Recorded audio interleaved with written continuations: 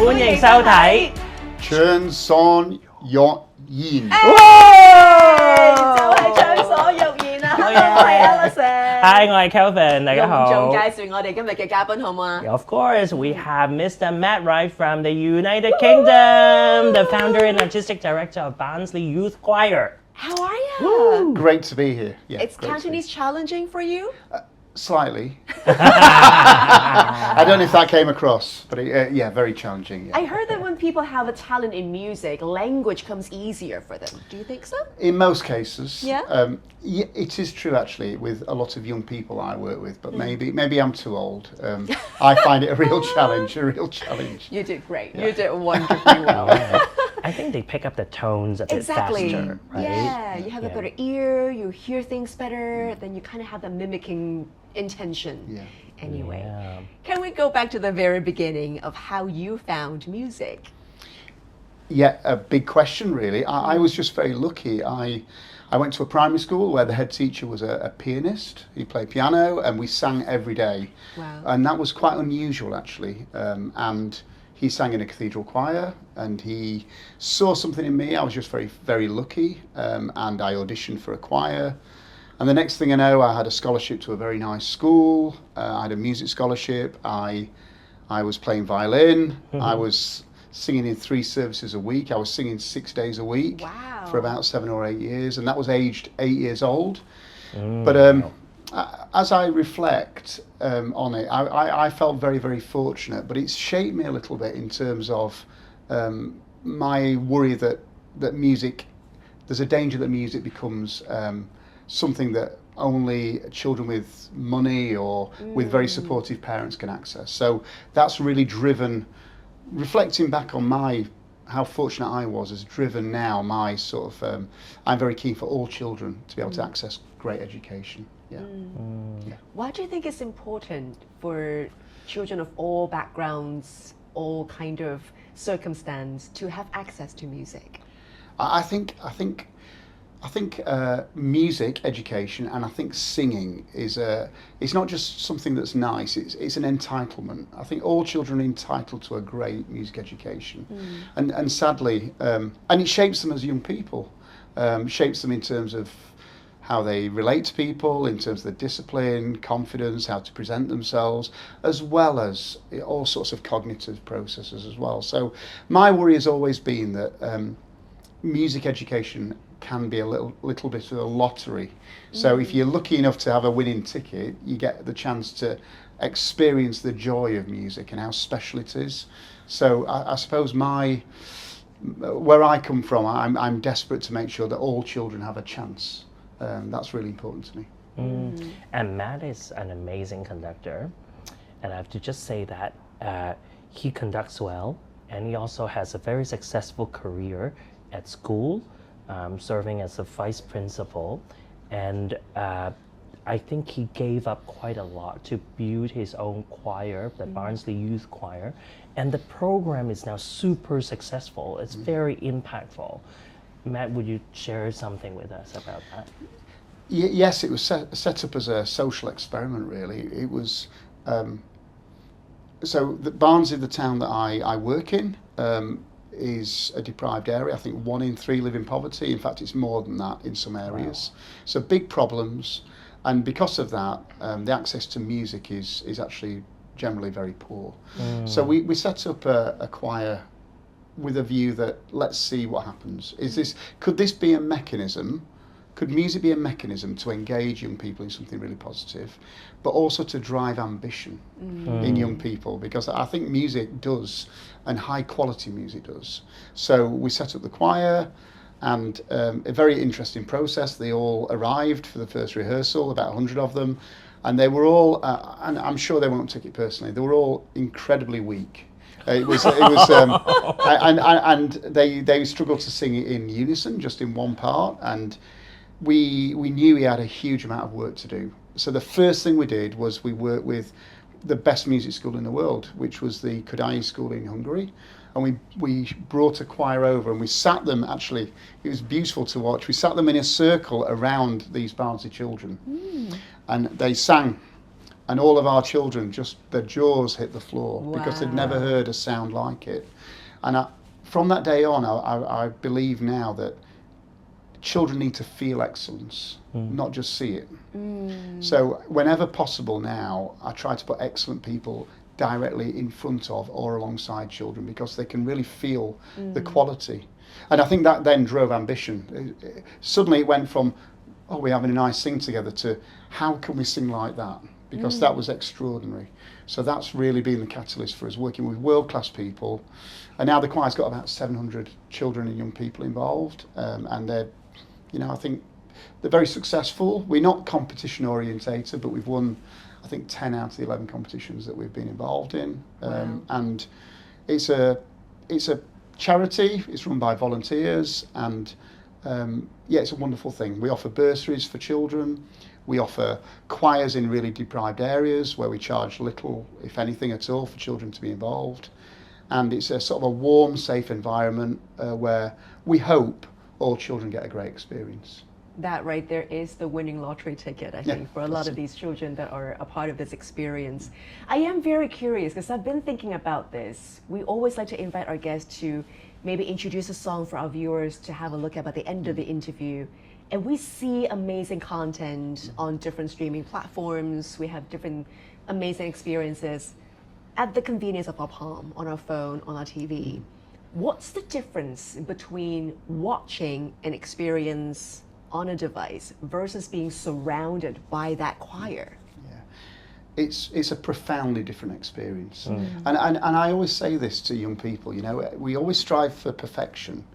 But if perfection is what we seek, why do we go to live music? Because it will never be perfect. And actually, there's something about live music that's incredibly special, that leaves a deep imprint on us when we're listening and watching it. We feel immersed and part of what's going on, and it touches us in a very different type of way. So, for me, the imperfections in live performance make it very, very special. I think when children are given a chance to sing with a stronger choir, they pick up things from them very quickly. The sound, the musical expressions.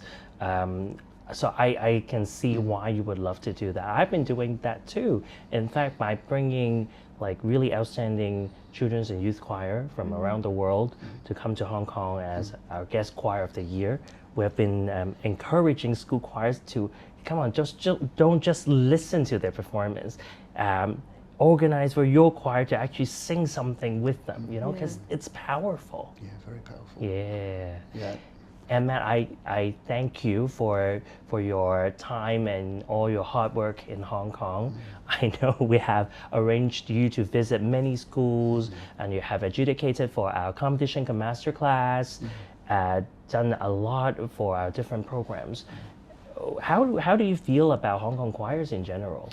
I'm a little bit in awe, to be honest. I'm dreading going home because the landscape isn't what it is here, and I think this competition has been a catalyst for some really transformational work here in Hong Kong. I've seen school choirs, very young school choirs, singing with really strong technical ability and a lot of joy in the singing as well. And there's how can I put it? There's a thirst and an appetite for improvement. And again, I think that comes through the work that you're involved in, Kelvin, and the team, in terms of this isn't just a benchmarking process. This is about, well, that's where you are, but actually, how can we help you progress? The clinics, the masterclasses, all the workshops, all types of work that takes place. It's a fantastic event, and the children here are very driven. They're very focused. They work really hard. They're very attentive, very respectful, and I've loved going into the schools. I've loved going into schools and seeing them work in their own environments and work alongside teachers. It's been a really special time. Oh, thank you. And if you were to choose one very special moment you've experienced in the festival, what would that be? Well, there've been some incredibly highly technical and very skilled, very musical art.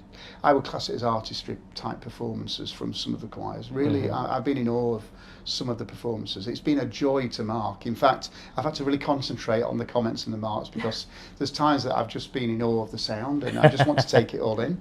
But I think my moment isn't that, actually. I think my special moment is a small primary school choir, the YMCA choir. Big shout out for them. It was the first time they'd ever performed, ever. Wow! And they performed in the town hall in this world-class venue in front of all these other children, other choirs. They'd watched other choirs perform at a very high level before them. There were a million reasons why those children may have felt inhibited, phased, worried. And for some reason, when they took the stage, they sang with their hearts, and it was a very moving thing to experience. But beyond that, they were given a bronze award, and they cheered when they got this bronze award. There's this thing about achievement. Attainment and achievement are two very different things for me. Attainment is just about the level you're at, but for them, their achievement was to receive this bronze award. The fact that they'd taken to the stage and performed so well, and as the children came up, they cheered, and even when they'd had the photograph taken, they did a bit of cheer as they walked off the stage. As they walked off the stage, all the choir were up in the air cheering, and I just thought, well, for me, that's the story of this competition. It's a story of excellence. It's a story about progress and growth, but it's also a story about providing a platform for children of all backgrounds, wherever they are on the journey, to perform in front of other people. So yeah, that's my moment. That is also a very heartwarming moment of mine. And I must say that the teacher of that choir must have done a really good job in helping children understand that even though they are getting bronze right now, this is something that we need to celebrate. Yes. And if we continue to stay positive, then sooner than we know, they will be getting their silver award, then gold awards. Yes. Because this is what choral training and education is all about. We want the choirs to do better and better. It doesn't matter if you're only starting, because if you're doing the right thing, if you're walking down the right path, then you reach there. And all of us here are going to be your cheerleaders. I'll be so proud of you. Wonderful. Matt, thank you so much for hanging out with us and spending time here in Hong Kong, Pleasure. teaching our children and also sharing your insights. Before we let you go, I did tease about this earlier. We'd love for you to choose a song, a piece for our viewers to enjoy. This was it's a difficult question. I've chosen a piece that my own choir sang alongside a choir from South Africa that we have a very close connection with, the University of Pretoria, Camerata. And during COVID, we did some work together online, and it was very special. But all of those problems during the pandemic and all the challenges, particularly choirs faced, singing was the most dangerous thing you could do, apparently. And because of that, I felt as though children and organisations, there were moments that they missed out on something that was really important, part of the core of their lives. So we commissioned the American composer Jake Runestad to write a piece for both choirs, even though we were on different continents and we weren't able to leave our homes, never mind our countries.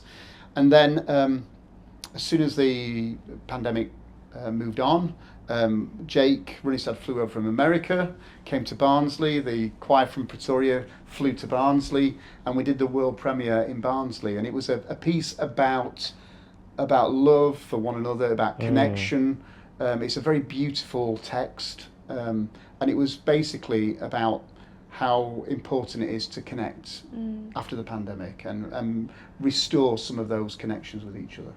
Excellent. Enjoy. Thank you once again. Thank